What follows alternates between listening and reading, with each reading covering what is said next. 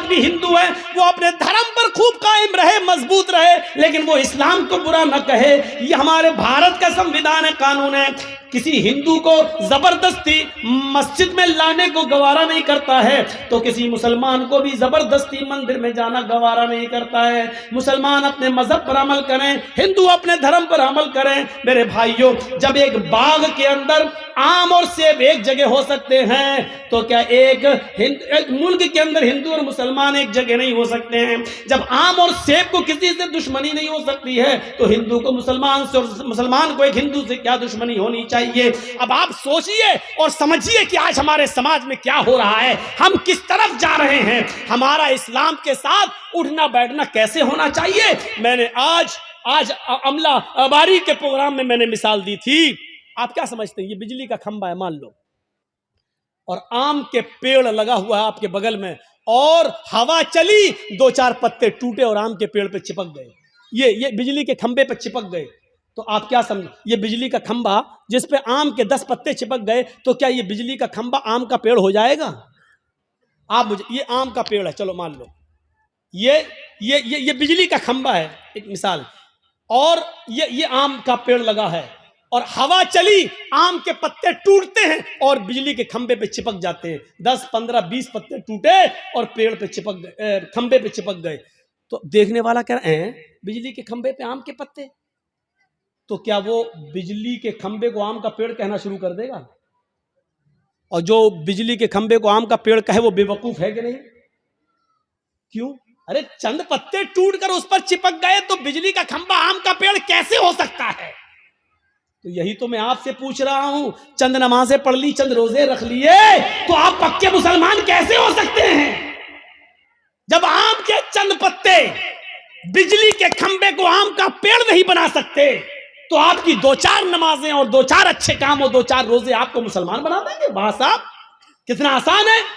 جس طریقے سے آم کے پیڑ پر ٹوٹ کر بجلی کے کھمبے پر چپکے ہوئے پتوں سے بجلی کا کھمبا آم کا پیڑ نہیں بن سکتا، اور جو اس کو آم کا پیڑ کہے گا وہ پاگل ہے، اسی طریقے سے 2-4 نمازیں اور 2-4 روزے رکھنے کے بعد کوئی آدمی کسی کو مسلمان سمجھتا تو وہ بھی پاگل ہے۔ اب آم کا پیڑ کس کو کہو گے؟ جو اپنی جڑ سے بھی عام ہو، جو اپنے تنے سے بھی عام ہو، جو اپنی شاخوں سے بھی عام ہو، جو اپنے پتوں سے بھی عام ہو، اور جو اپنے پھل سے بھی عام ہو، اس کو آپ کہیں گے کیا؟ آم کا پیڑ۔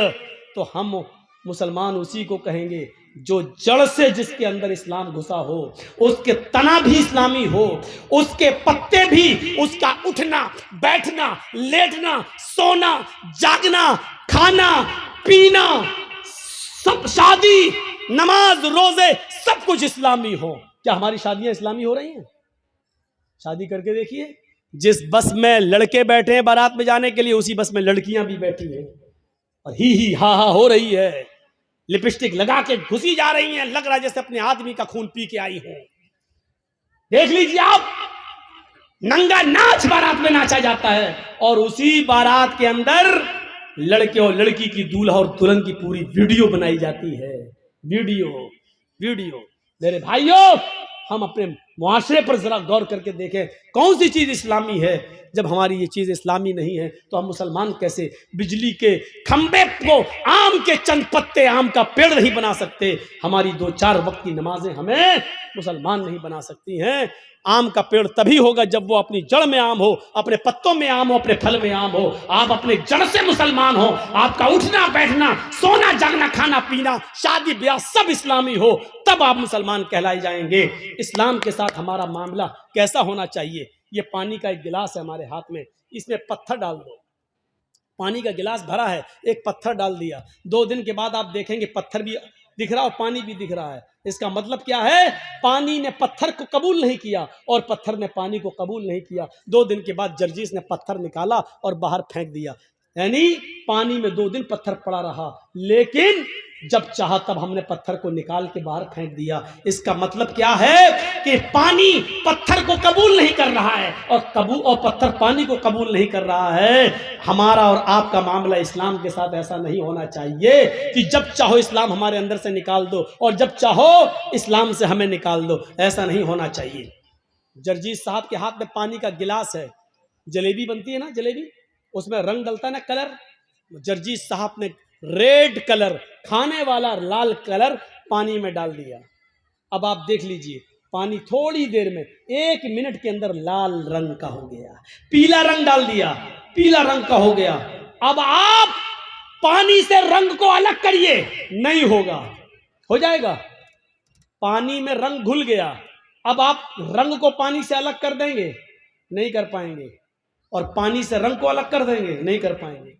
یعنی پانی نے رنگ کو ایکسپٹ کر لیا اور رنگ نے پانی کو اپنے رنگ میں رنگ لیا. اب کتنی بھی کوشش کرو، نہ پانی رنگ کو چھوڑے گا نہ رنگ پانی سے الگ ہوگا، کیونکہ دونوں نے ایک دوسرے کو پکے طریقے سے چپکا لیا ہے. اب پانی رنگ سے دور نہیں اور رنگ پانی سے دور نہیں. ہمارا اسلام کے ساتھ یہ ویوہار ہونا چاہیے. اسلام ہماری زندگی میں ایسے گھل جائے کہ ہمیں اسلام سے دور کیا جائے تو نہ ہو سکیں، اور اسلام کو ہم سے دور کیا جائے تو اسلام ہم سے دور نہ ہو. ایسے بہروپیوں کی طرح نہیں جو کسی مندر میں جا کر دھرم چینج کر لیں. یہ پانی اور پتھر کے تھے، جب چاہت نکال کے پھینک دیا. ہم آپ سے گزارش کرتے ہیں کہ آپ اسلام کو رنگ کی طرح اپنی زندگی میں گھولیے. جب یہ اسلام رنگ کی طرح آپ کی زندگی میں گھلے گا تو نہ اسلام آپ سے الگ ہوگا نہ آپ اسلام سے الگ ہوں گے. اور دیکھ لو حضرت بلال کو جب چاروں طرف سے گھیر لیا، گرم ریت پہ لٹا دیا، بھاری پتھر ان کے سینے پہ رکھ دیا اور کہا اسلام چھوڑو، تو انہوں نے کیا کہا؟ اللہ احد احد احد، اللہ ایک ہے ایک ہے ایک ہے. میں کیسے چھوڑ دوں؟ وہ اسلام میری سانسوں میں گھل گیا ہے. جیسے پانی سے رنگ الگ نہیں ہو سکتا، پانی کو پھینکا جا سکتا ہے، پانی کو بٹایا جا سکتا ہے، لیکن رنگ کو الگ نہیں کیا جا سکتا. ایسی بلال سے روح نکالی جا سکتی ہے لیکن اسلام کو نہیں نکالا جا سکتا. میرے بھائیوں، یہ مثال پیش کی. سمیہ کو ان کی شرمگاہ میں نیزہ داخل کر دیا گیا. شرمگاہ میں نیزہ، کہہ رہی ہے ثبت قدمی علی دینک، میرے دین کو بچا لینا اللہ. یہ نہیں کہہ رہی میری جان بچا لینا اللہ، یہ مجھے بہت ستا رہا ہے، بڑی تکلیف دے رہا ہے، اس کی دی ہوئی تکلیف سے کہیں میں اسلام دین نہ چھوڑ بیٹھوں. اے اللہ میرے دین کی حفاظت کرنا. پھر سمیہ کی جان لے لی گئی. 2 اونٹ منگا کر 2 پیر باندھ دیے گئے. ایک کا پیر پورب کی طرف چہرہ اور دوسرے اونٹ کا چہرہ پشچم کی طرف کیا. کہا سمیہ ان کوڑے کو مارنے جا رہا ہوں، یہ اونٹ بھاگیں گے، تو چر جائے گی، بیچ سے تیرے 2 ٹکڑے ہو جائیں گے. کہنے لگی گوارا ہے لیکن اسلام چھوڑنا گوارا نہیں ہے. پھر چیر دی گئی اور اونٹ بھگا دیے گئے. سمیہ کے جسم کے 2 ٹکڑے ہو گئے. یعنی سمیہ کی روح ضرور نکل گئی لیکن سمیہ کے دل سے اسلام نہیں نکلا. اندر آنا چاہیے. جہنم کا سب سے ہلکا عذاب اس آدمی کو دیا جائے گا جس کے پیروں کے تلوے کے نیچے آگ کی 2 چنگاریاں ہوں گی. ان احون اہل النار عذابا یوم القیامت لرجل یوضع فی اخمص قدمیہ جمرتان. نوٹ کریے، ان احون اہل النار، سب سے ہلکا عذاب اس آدمی کو ہوگا، یعنی دنیا میں جس نے سب سے کم گناہ کیے ہوں گے، اور اس کو جہنم میں سب سے ہلکا عذاب دیا جائے گا. بھیا اسٹیج پر چلنا بند کر دیجئے آپ لوگ، یہ ہل رہا ہے، مجھے لگ رہا ہے کہ گر جائے گا. بند کریے آپ اور اصول بدلیے. جس کو چاہے اسٹیج پہ بٹھا دیا، پینٹ شرٹ آئی ٹائی اور کھینی والے سب اسٹیج پہ بیٹھے ہوئے ہیں. بن گئے سب مودی کے باپ، اسٹیج پہ بیٹھ گئے، بہت عزت ہو گئی. اور یہاں بیٹھ کے دھم دھم دھم دھم دھم دھم اور کر رہے ہیں.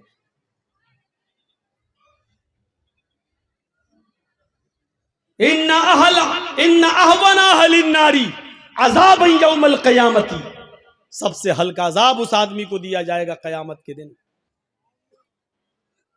لرجل یوضع فی اخمص قدمیہ جمرتان، جس کے پیروں کے تلووں کے نیچے آگ کی 2 چنگاریاں رکھ دی جائیں گی. چنگاری، کبھی بیڑی پیے ہو؟ ہاں وہ تو بہت لوگ ہوں گے ایسے. مولانا صاحب کسی کو کھڑا کر کے پوچھو کہے گا ہاں ہاں ہاں مولانا صاحب غلطی ہو گئی آئندہ نہیں پیئیں گے، لیکن ابھی تو کہے گا ہاں پیتے ہیں. چنگاری دیکھی آپ نے؟ ایک آدھ چنگاری اٹھتی ہے. انگارے کی بات نہیں کر رہا ہوں میں، انگارہ تو اتنا بڑا ہوتا ہے، کوئلہ آپ نے جلایا وہ انگارہ ہے، وہ تو بہت بڑا ہو گیا. آگ کی 2 چنگاری دو پیروں کے نیچے، ان تلووں کے نیچے رکھ دی جائے گی. یہ کون آدمی ہوگا معلوم ہے؟ جس نے سب سے کم گناہ کیے ہوں گے، اور دنیا جہنم میں جس کو سب سے ہلکا عذاب ہو رہا ہوگا. ہم لوگوں نے سب سے کم گناہ کیے ہیں، یہ تو بعد ہی میں پتہ چلے گا کم کیے کہ زیادہ کیے. دو چنگاریاں رکھی جائیں گی، اور ان دونوں چنگاریوں کا حال کیا ہوگا؟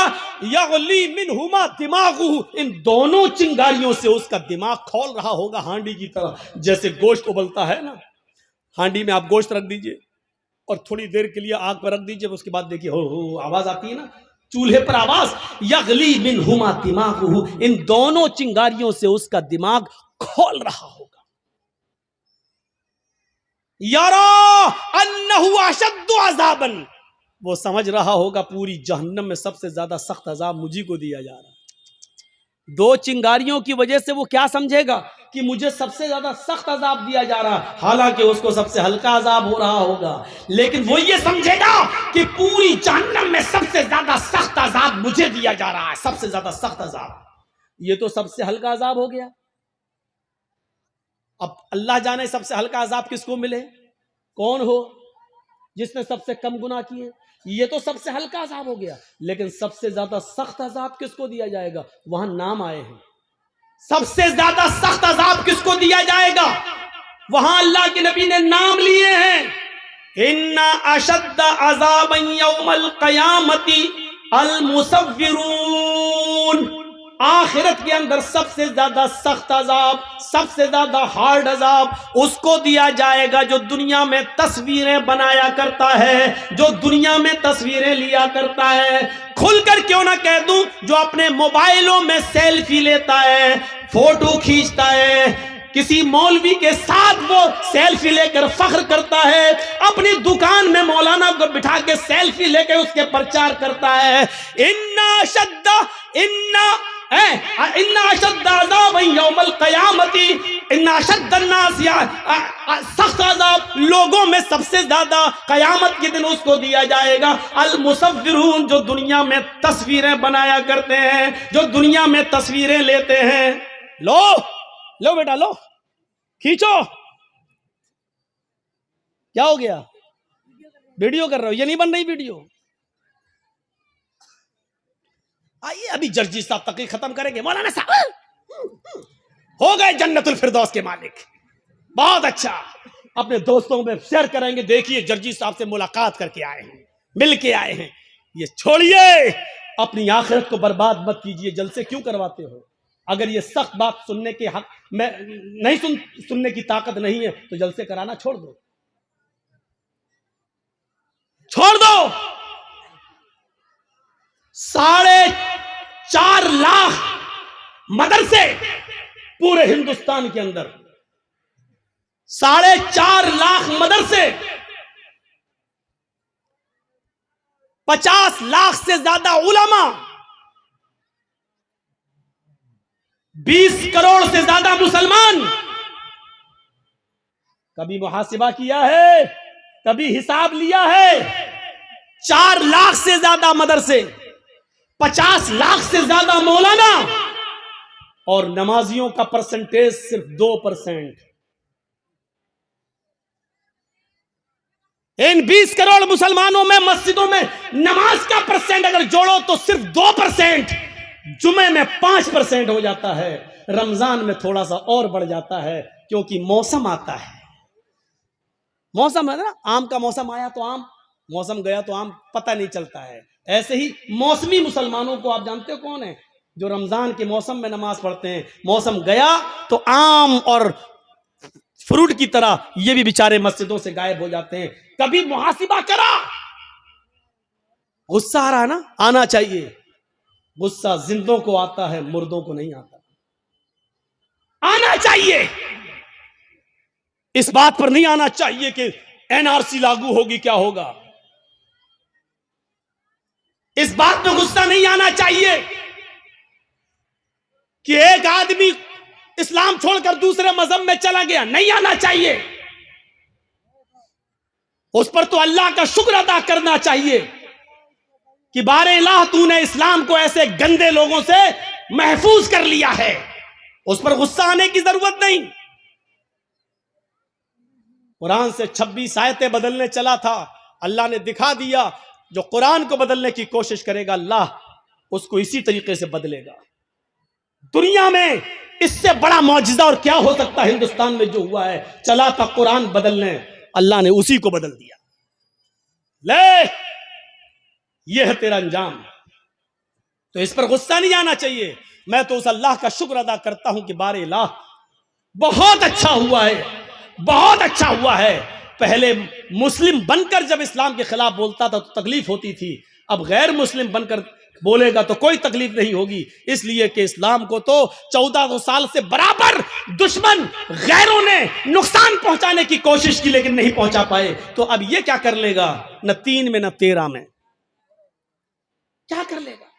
کوئی حیثیت نہیں ہے۔ غصہ اس بات پر نہیں آنا چاہیے، غصہ اس بات پر آنا چاہیے کہ آپ نے حساب کیا لیا ہے، حساب کیا دیا ہے۔ حساب زندوں سے لیا جاتا ہے، مردوں سے نہیں۔ آپ مدرسے کا کمیٹی ہے، حساب لیجئے، ہم جو چندہ دیتے ہیں بتائیے کہاں خرچ کرتے ہو، کہاں لگاتے ہو، بچوں پر کتنا خرچ ہوتا ہے، یہ حساب لینے کی ذمہ داری آپ دیتے ہیں تو آپ لیجئے اس کا حساب۔ مدرسے والوں کو حساب دینے میں شکایت نہیں ہونی چاہیے۔ تم کون ہوتے ہو حساب لینے والے؟ حضرت عمر فاروق جب امیر المومنین بنائے گئے اور منبر پہ کھڑے ہو کے خطبہ دینے لگے، جیسے انہوں نے الحمدللہ کہا، ایک نوجوان مجمع میں کھڑا ہو گیا، کہنے لگا عمر خطبہ نہیں دینے دوں گا۔ کہا کیوں؟ پہلے یہ بتاؤ آج نیا کرتا پہن کر آئے ہو، یہ نئی قمیض پہن کے آئے ہو، یہ نئی قمیض تمہیں کہاں سے ملی ہے؟ تمہاری تنخواہ تو بیت المال سے اتنی نہیں ہے کہ اس میں تم نیا کپڑا سلا سکو۔ آج یہ نئی چادر تمہارے جسم پر میں دیکھ رہا ہوں، یہ کرتا یہ قمیض تمہارے پاس کہاں سے آیا؟ حضرت عمر جواب دیتے ہیں کہ اس کا جواب میں نہیں دوں گا، میرا بیٹا دے گا۔ اے میرے بیٹے اٹھو اور جواب دو کہ یہ نئی قمیض نیا کرتا کہاں سے آیا؟ بیٹا اٹھتا ہے اور جواب دیتا ہے، اے لوگوں سنو، بیت المال میں بہت سی چادریں آئی ہوئی تھیں اور ان چادروں میں سب کو مسلمانوں میں بٹنا تھا، تو وہ چادریں جب بٹی تو سب کو ایک ایک چادر ملی، میرے باپ کو بھی اس میں ایک چادر ملی، سب کو ایک ایک چادر دی گئی، میرے باپ کو بھی ایک چادر ملی، اسی چادر کی انہوں نے قمیص بنا لی۔ حضرت عمر نے کہا نوجوان کیا اب میں خطبہ دے سکتا ہوں؟